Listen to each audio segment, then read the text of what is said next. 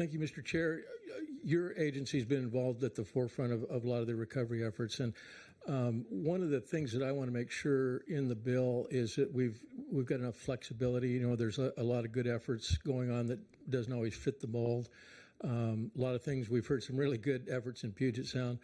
But I want to make sure when you look at the bill that we've got flexibility for things like, you know, I'm thinking of a specific example. The Colville tribe has been working on salmon recovery in a really strange place above 2 dams, you know. And I want to make sure that we've got the flexibility to consider those. And do you feel like that's the bill is broad enough for some of those less conventional approaches? I think so. I mean, from my read and understanding of the bill, there's quite a bit of flexibility to consider those creative approaches. I think the recognition in the bill of locally applicable science could also be supportive of that.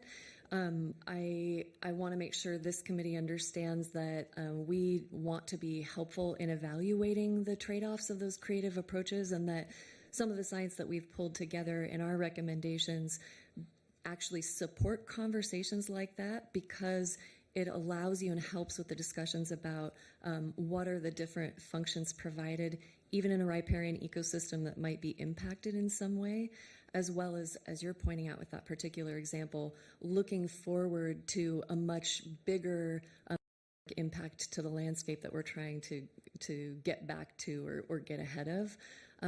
So I think that flexibility exists in the bill, and some of that may come back to how the actual conversations about implementation play out.